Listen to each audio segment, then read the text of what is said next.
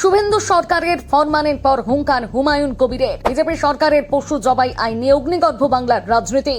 কোরবানি আটকানোর ক্ষমতা কারণেই শুভেন্দুকে সরাসরি চ্যালেঞ্জ হুমায়ুনের। কড়া ভাষায় জানালেন, ধর্মীয় ঐতিহ্যে কোনো হস্তক্ষেপ বরদাস্ত করা হবে না।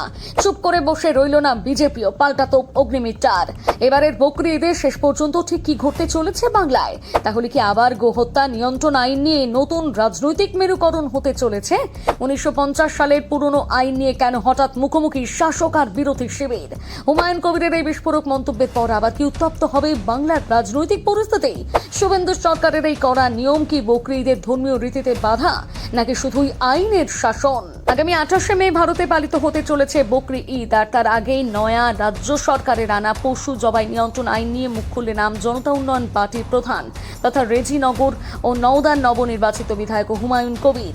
সংবাদ সংস্থা ANI কে দেয়া একটা সাক্ষাৎকারের বিষয় তিনি সাফ জানিয়েছেন, ইসলামে কোরবানির ঐতিহ্য প্রায় 1400 বছরের পুরনো এবং এই ধর্মীয় রীতিকে কেউ আটকাতে পারবে না।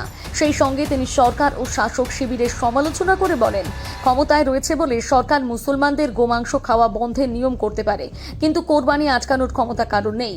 আর যদি কেউ এটি বন্ধ করার চেষ্টা করে তবে তা সাধারণ মানুষ মানবে না বলে সাফ জানিয়ে দিয়েছেন তিনি।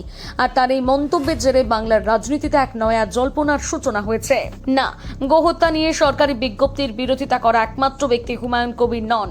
তিনি ছাড়াও তৃণমূল বিধায়ক আকরুজ্জামানও কলকাতা হাইকোর্টে এই সংক্রান্ত একটা আবেদন দায়ের করে যুক্তি দিয়েছেন। এই বিধিনিষেধগুলো বকরি ঈদের সঙ্গে সম্পর্কিত ধর্মীয় রীতিনীতি পালনের অন্তরায় সৃষ্টি করছে। তার মতে, কুরবানি হলো ইসলামের একটি ধর্মীয় প্রথা, আর এই সময় মানুষ যে গবাদি পশুগুলোকে পরম যত্নে লালন পালন করে তোলে, তা গরু হোক বা মোষ, সেগুলোকে করুণাময় আল্লাহর উদ্দেশ্যে উৎসর্গ বা কুরবানি করা হয়। তাই এই প্রথায় যেন সরকার পক্ষ হস্তক্ষেপ না করে।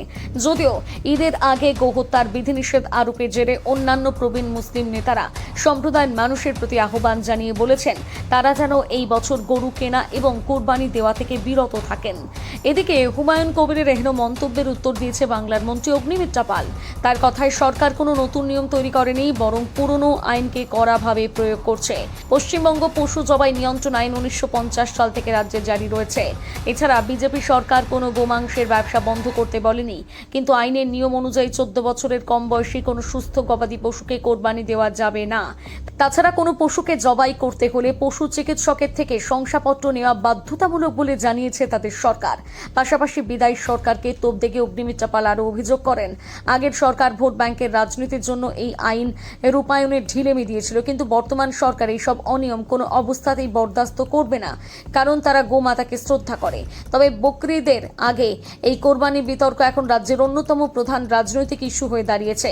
সেই সঙ্গে এও দেখার যে কোরবানির দিন আদৌ এই সম্প্রদায় কতটা মুক্ত হস্তে নিজেদের ধর্ম রক্ষা করতে পারে।